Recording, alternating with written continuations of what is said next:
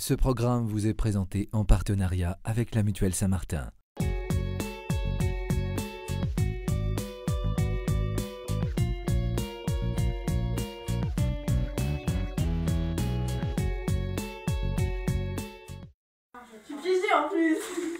Jama est musulmane et Pascal catholique. Pour eux, le mariage implique le respect de la foi de l'autre, à l'image de la cérémonie qui les a unis 20 ans plus tôt. On a voulu vraiment marquer le coup pour marquer en fait notre différence islamo-chrétien. Dans une salle neutre, on a fait une cérémonie pour moi et une autre cérémonie pour Pascal aussi.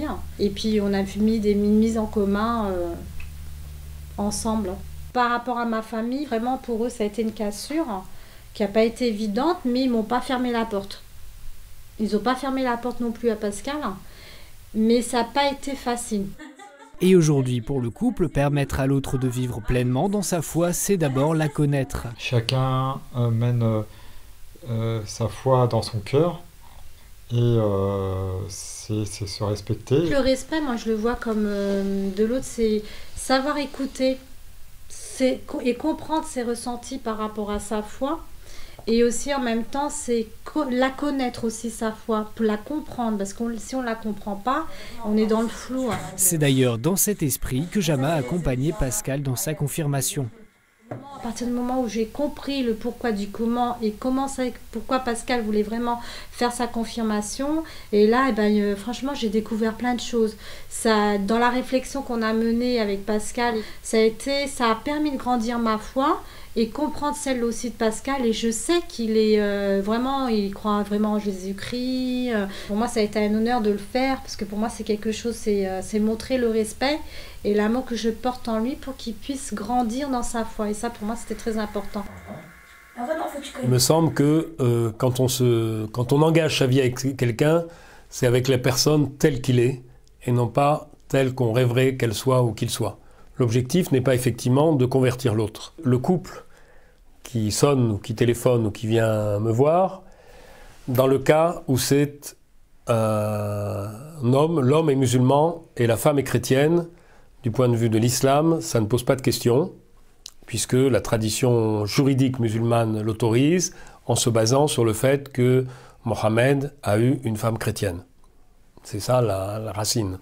Mais se multiplie dans notre pays aujourd'hui le cas où c'est un jeune homme catholique qui aime une femme musulmane. Dans quelques cas, qui sont rares, la famille musulmane ne met pas d'obstacle. Je dis dans ce cas, tant mieux. Et moi, la première question, c'est de demander à la jeune femme musulmane, est-ce que vous demandez à votre mari de devenir musulman? Si la réponse est non, je respecte sa foi. Bon, on peut continuer.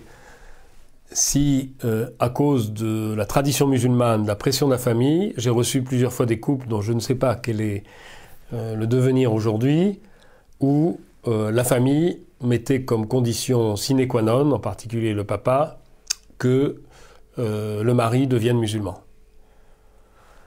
Là, c'est au couple et c'est difficile de prendre ses responsabilités, mais si le mari, même sans aucune intention de devenir musulman, prononce ce qu'on appelle la shahada, c'est-à-dire la profession de foi musulmane dans une mosquée, étant enregistré ou pas enregistré, peu importe, aux yeux de la famille et de la communauté musulmane, il est devenu musulman.